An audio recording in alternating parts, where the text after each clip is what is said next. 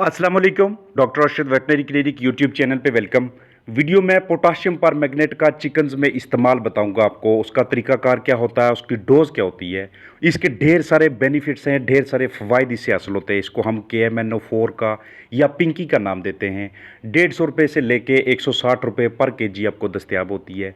Egg fumigation के लिए फार्मालिन के साथ मिला के, या फिर चिकन्स के अंदर डायरिया को ट्रीट करने के लिए, यानी कि पतली बिठू का इलाज करने के लिए, या हमने ओवरऑल डिसइंफेक्शन करनी हो, जरासीम कुशी करनी हो, किसी किस्म के वाउंड्स हों, ज़ख़म हों मुंह के ऊपर, या पानी की हमने प्यूरिफिकेशन करनी हो, पीने वाले पानी की अपने लिए, चिकन्स के लिए, उसकी अच्छी तरह से डिसइंफेक्शन करनी हो, तो उसके लिए ये एक बहुत ही अहम किस्म का प्रोडक्ट होता है।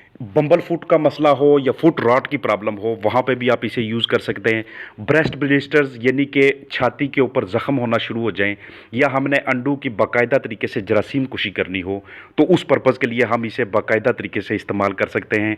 सबसे पहले ये याद रखिएगा कि जिस माहौल में हमने चिकन्स रखे होते हैं और जो ग़िज़ा हम अपने चिकन्स को दे रहे होते हैं, उस पर डिपेंड करता है कि आपके चिकन्स को डायरिया होगा या कि नहीं। अभी स्क्रीन पे आपको मैं फार्मालिन दिखा रहा हूँ। फार्मालिन के साथ अगर आप पोटाशियम पर मैग्नेट का यानी कि पिंकी का कम्बिनेशन बनाएं, जिसे हम कॉन्डीज क्रिस्टल का नाम भी देते हैं या पर मैग्नेट ऑफ पोटाश का नाम भी देते हैं, तो ये आप किसी भी कमरे का या फिर मुर्गियों के पिंजरे का या मुर्गी खाने का, या अगर आपके पास बड़ा शेड है तो उसका बेहतरीन तरीके से डिसइंफेक्शन करने के लिए, ये इससे धुआं उठता है, 1:3 की रेशो से आप इसको इस्तेमाल करते हैं। यानी कि पोटाशियम पर मैग्नेट आप इसमें 1 ग्राम रखते हैं और फार्मालिन आप 3 सीसी रखते हैं। अब डिपेंड करता है कि एरिया कितना बड़ा है। अगर आप 50 ग्राम पोटाशियम पर मैग्नेट इस्तेमाल कर रहे हैं तो उसमें आप 150 सीसी या 150 ml फार्मालिन इस्तेमाल करते हैं। और अगर पोटाशियम पर मैग्नेट को पानी में डाल के जरासीम कुशी करना चाहें, स्प्रे करना चाहें, तो उस सूरत में 1:1 की रेशो होगी, यानी कि 1 ग्राम पोटाशियम पर मैग्नेट और 1 लीटर वाटर। इसके अलावा जो भी अंडे आप इनक्यूबेटर में लगाना चाहें या फिर मुर्गी के नीचे रखना चाहें, चूँकि अंडू के ऊपर इन्फेक्शन होता है, अंडू के ऊपर जरासीम होते हैं, एक तो हम ब्लेड से उसको साफ़ करते हैं, और दूसरा तरीकाकार ये होता है कि जब भी आप अंडू को इनक्यूबेटर में लगाएं, उससे पहले अंडू की तादाद के ऊपर डिपेंड करते हुए आप उनकी फ्यूमिगेशन लाजमी तौर पे करें, जिसे हम आम ज़बान में अंडे को धुनी देना कहते हैं, यानी कि एग फ्यूमिगेशन का नाम देते हैं। उसके लिए आप पोटाशियम पर मैग्नेट को फार्मालिन के साथ कम्बिनेशन बना के इस्तेमाल करते हैं। अंडू की अच्छी तरह से डिसइंफेक्शन हो जाती है। जहाँ पे आपने बर्ड्स रखे हुए हैं वहाँ पे आप 1 ग्राम 1 लीटर में अगर पोटाशियम परमैंगनेट डालते हैं, यानी कि पिंकी को इस्तेमाल करते हैं, तो उस जगह की भी बेहतरीन तरीके से डिसइंफेक्शन कर सकते हैं। बर्ड को थोड़ी देर के लिए एक साइड पे कीजिएगा और नीचे जो भी आपने लिटर मटीरियल बिछाया हुआ है उसके ऊपर इस पिंकी का पानी के साथ मिक्सचर बना के वहाँ पे स्प्रे करना। वहाँ पे नीचे जितने भी जरासीम मौजूद होते हैं उनके खात्मे के लिए बहुत ज़बरदस्त किस्म की चीज़ होती है। ख़ुसूसन ब्रूडिंग नमूनिया, ख़ास तौर पे जो सांस के मसाइल आते हैं, अगर नीचे की जानब जो बरादा बिछाया हुआ है उसमें इन्फेक्शन रेट बढ़ता जाए, उसमें जो पैथोजेंस हैं उनकी मिकदार, जरासीमों की मिकदार बढ़ती जाए, तो उनको मारने के लिए, फंगस को ख़त्म करने के लिए ये बड़ी अहम किस्म की चीज़ होती है। फंगस का सोर्स कहीं से भी आ सकता है। आपने लकड़ी का जो बरादा ला के नीचे बिछाया हुआ है उसमें फंगस का सोर्स आ सकता है। आपने नीचे की जानब अगर आपने राइस हस्क बिछाया हुआ है, चावल का छिलका या कोई भी ऐसा मटीरियल है, उस पर किसी भी जगह पे कोई फफूंदी का सोर्स हो सकता है। उसको अच्छे तरीके से ख़त्म करने के लिए और इस बात को यकीनी बनाने के लिए कि हमने इन्फेक्शन का कोई भी किसी किस्म का सोर्स नीचे नहीं रहने दिया, तो उसके लिए ये बड़ा ही अहम किस्म का प्रोडक्ट होता है। चिकन्स में डायरिया हो जाना एक आम बात होती है, जिसका मैंने पहले आपके साथ शेयर किया कि माहौल के ऊपर डिपेंड करता है कि आपने माहौल किस तरह का दिया हुआ है और आप उन्हें ग़िज़ा किस तरह की दे रहे हैं, और उस पर डिपेंड कर रहा होता है कि आपके चिकन्स बिठें किस तरह की करते हैं। और बिट्ठू से ही पता चलता है कि बर्ड की इंटरनल कंडीशन किस तरह की है। बिट्ठू से ही पता चलता है कि आपके बर्ड का हेल्थ स्टेटस इस वक्त कहाँ पे खड़ा है।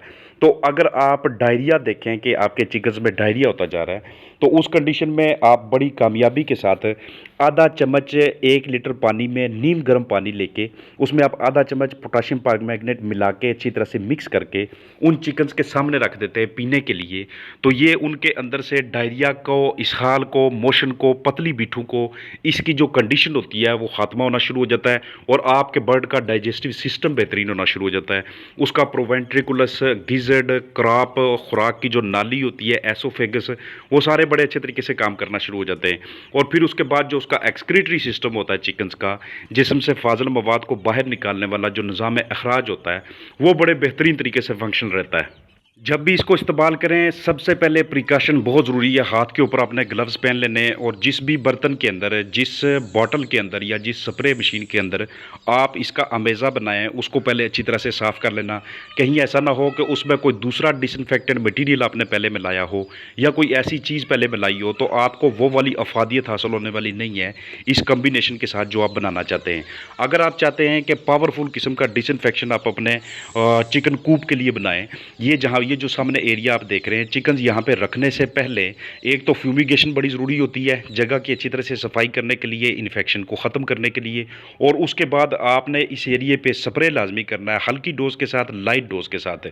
ये बर्ड के लिए इतनी ज़्यादा अहम होती है, चाहे आप इसे पानी में दें या नीचे स्प्रे करके उन्हें एक बेहतरीन किस्म का माहौल मुहैया करें।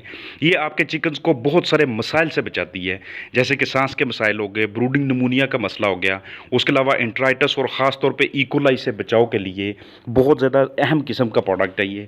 इकोलाई ऐसा एक जरसूमा है कि जो जहाँ पे ज़रा सी भी गंदगी देखेगा, जहाँ पे ज़रा सा भी कोई ऐसा सोर्स देखेगा इन्फेक्शन का, वो फौरी तौर पे वहाँ पे आना शुरू हो जाता है, मल्टीप्लाई होना शुरू हो जाता है, उसकी तादाद बढ़ना शुरू हो जाती है। और वो किसी ना किसी सोर्स के ज़रिए, चाहे फीड के ज़रिए, चाहे नीचे बरादे के ज़रिए, आपके चिकन्स के मुंह के अंदर जाना शुरू हो जाता है।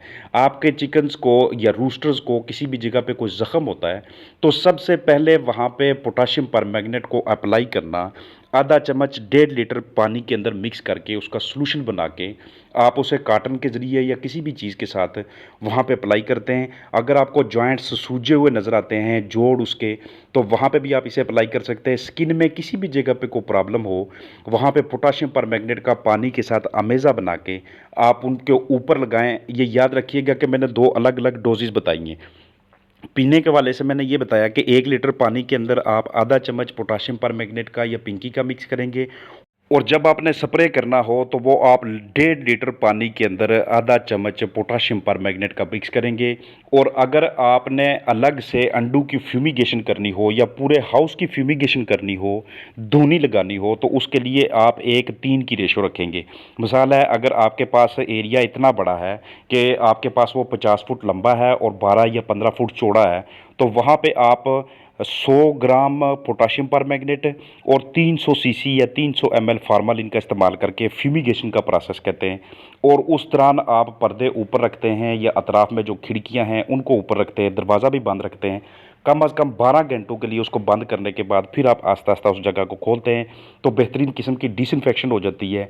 बहुत ज़्यादा जो पैथोजेंस होते हैं, जो जरासीमों का लोड होता है, वो ख़त्म होना शुरू हो जाता है। अगर आप बर्ड को बैरूनी एरिया में एक्सेस दे रहे हैं, तो उनके वापस आने से पहले उस जगह के ऊपर लाजमी स्प्रे करें कि जहाँ पे बर्ड्स ने रात गुजारनी है।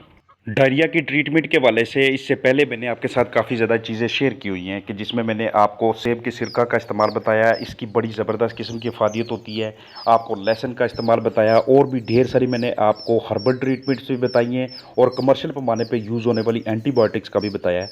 लेकिन ये जो तरीकाकार है, ये एक तो आपको सस्ता पड़ता है। अगर आप 1 केजी भी खरीद लेते हैं 150 रुपये में या फिर 160 रुपये में, तो ये आपको लगभग 3 से 4 महीनों के लिए ये काफ़ी होता है। डिपेंड इस बात पे कर रहा होता है कि आपके चिकन्स में डायरिया हुआ है या कि नहीं। अगर आपने मैनेजमेंट पहले से ही अच्छी रखी हुई है, टेम्परेचर को बेहतरीन तरीके से बरकरार रखा हुआ है, जो ब्रूडर का माहौल है वो अपने चिक्स के लिए या बड़े बर्ड के लिए जो मुर्गी खाना का या केज का माहौल है वो आपने कंफर्टेबल रखा हुआ है, पैथोजन से फ्री रखा हुआ है, बायोसिक्योरिटी भी अच्छी रखी हुई है, तो उस सूरत हाल में आपको ये कम इस्तेमाल करना पड़ता है।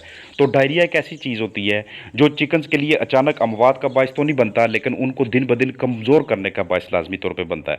वो जो भी खा रहे होते हैं उसमें से जितनी भी कीमती चीज़ें होती हैं जो एक्चुअली बर्ड को चाहिए होती हैं अच्छी परफॉर्मेंस के लिए, बेहतरीन किस्म की प्रोडक्टिविटी के लिए और ज़बरदस्त किस्म की आउटपुट के लिए, वो उन्हें यूटिलाइज़ नहीं कर पाता, और उनका मैक्सिमम पोर्शन, मेजर पोर्शन बिट्ठों के ज़रिए जिस्म से बाहर निकलता जाता है। बर्ड की हेल्थ अच्छी नहीं होती और वो दिन ब दिन आपको कमज़ोर होता दिखाई देता है, इम्यूनिटी के लिहाज से भी और बॉडी वेट के लिहाज से भी।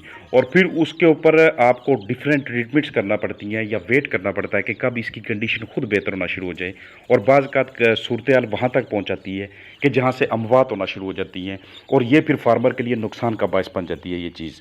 तो मुझे भरपूर उम्मीद है कि जिस मकसद के लिए मैंने ये वीडियो बनाई है और आपके साथ मैंने ये प्रोडक्ट शेयर किया है, अगर आप इसको यूटिलाइज़ करते हैं एज़ अ पोल्ट्री फार्मर अपने चिकन्स की, अपने फ्लाक की बेहतरी के लिए, तो ये आपके लिए लाज़मी तौर पे हेल्पफुल साबित होगी। इस वाले से अगर आपका कोई मज़ीद क्वेश्चन होता है तो वो पूछिएगा, मैं पूरी कोशिश करूँगा कि आपको उसका आंसर दे सकूँ। अपना ख्याल रखिएगा। फ़ी अमानिल्लाह।